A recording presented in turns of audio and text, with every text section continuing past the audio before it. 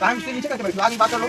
आखिरी इच्छा ये बा कि अब हम जाते हैं तब सलोनी दीदी से मिलल चाहते हैं, माफ़ी मांगल चाहते हैं, तो ते या घरे आओ या तो स्टेशन पे, नहीं तो जाए नहीं बिना तो से मिलने बगैर।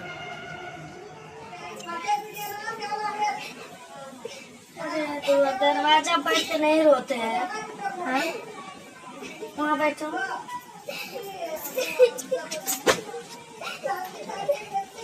को नमस्कार करती हूँ, प्रणाम करती हूँ। आप लोग कैसे हैं? सोचते हैं मस्त हैं, अपना काम हम व्यस्त हैं। सुबह के लिए गुड मॉर्निंग। मैं ब्लॉग बनाने जा रहा हूँ और यही देख रहा हूँ। और दीदी भैया क्या बोले, सलोनी आ जाएगी तब काजल जाएगी। तब सलोनी आ रही थी और उसके बाद काजल को दिखाए थे कि कैसे क्या करना चाहिए कैसे नहीं। वो बैग लेके दुआरे में बहुत रो रही थी। दीदी बहुत समझाई काजल को, बहुत अच्छे समझाई कि काजल तकलीफ़ तो होता है, जब जो 6 महीना से घर में रहेगा तो तकलीफ़ होती है। ऐसा नहीं कि नहीं होती, बहुत होती है तकलीफ़। फिर उसके बाद मैं देखी दीदी भी बहुत उदास है। काम वाम कर रही थी, चूल लिपने लगी तो भैया बोल रहे हैं कि आज जाना है तो अपने मन से आप करो मत, खा लो, अपना तैयारी कर लो, काजल को जाना है। हम यही बोलेंगे भैया बात सही है, आज तक काजल चली जाएगी, लेकिन इहो तो बतिया हमें कि बेबी के का बोल रही है कि काजला की काम करवा रही, तो दीदी यही बोले काज करवा लेंगी तो अच्छा रहेगा, नहीं तो मालूम है कि बेबी को रोज़ करना पड़ेगा। और बेबी की दीदी भैया सुना रहे हैं तो मैं यही बोलूँगा, आज बेबी वैसा काम नहीं करते तो दीदी भैया नहीं सुनाते, सुनाने लायक अथवा नहीं रहा तो सुनाते का। और मैं यही बोलूँगा कि आप लोग देखे थे बहुत रो रही है पकड़ के दीदी को, रंजना दीदी को, सबको पकड़ पकड़ रो रही है काजल। देखने के बाद बहुत तकलीफ़ होता है, बहुत कष्ट होता है, लेकिन अब क्या कर सकते हैं उसमें हमारा कह लो अथवा नहीं है कि हम बोल सकें। तो हम यही बोलेंगे कि आप लोग प्लीज़ ऐसा मत करिए कि वो आदमी के ऊपर इतना चोट लगे। हम तो यही बोलेंगे और कितना काजल को कुछ भी दीदी भैया अपने जान में बेटी तमाम रखते थे, उसको बहुत सम्मान दिए। हम यही बोलेंगे और क्या करें, दीदी भैया के एकदम मजबूरन जब सलोनी बोली कि काजल घर में नहीं रहेगी तो हम आएंगे, रहेगी तो हम नहीं आएंगे, तब मैं दीदी भैया के मजबूरन में काजल को घर से निकालना पड़ा उसको। तो निकाल के काजल को बहुत राज खाना खा रहा था, फिर भी वो पलट के ताका नहीं काजल को कि काजल जा रही है, नहीं ताकी। फिर उसके बाद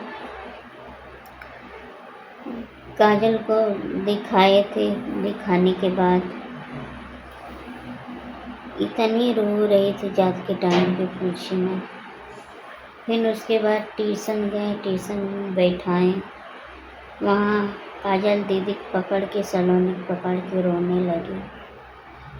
फिर उसके बाद दीदी भैया के कोई भी रहेगा दिल नहीं मानता है, ऐसा अपना चीज़ रहता है ना कि आदमी को भुलवाना पड़ जाता।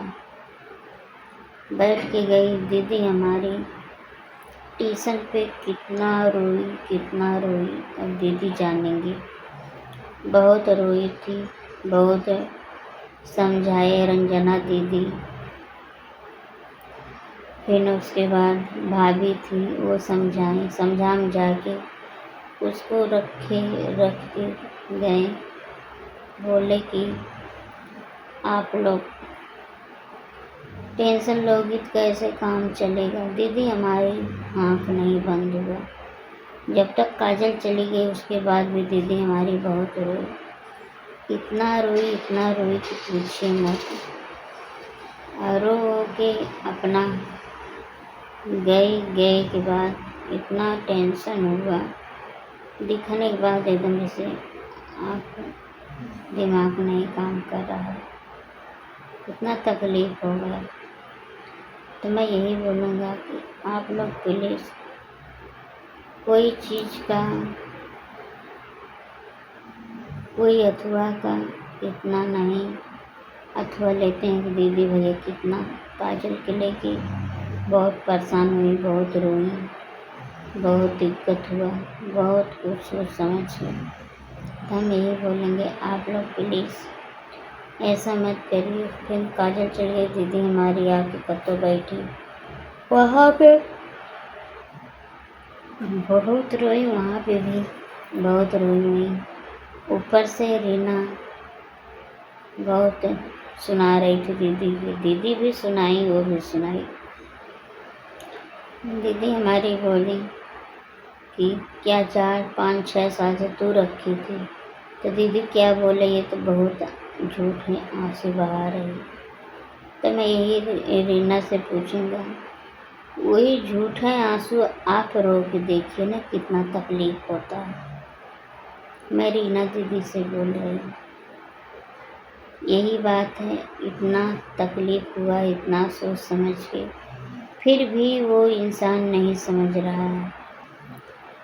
फिर दीदी बोली कि भाभी हमारी बोली कि तुम भी 4 लड़का की माँ हो, जब घर में बहू बेटा आएगा तब तुम्हारे समझ में आएगा। तो बात सही है, जिसको ऊपर जब तक नहीं पड़ता है तब तक वो इंसान नहीं समझता है।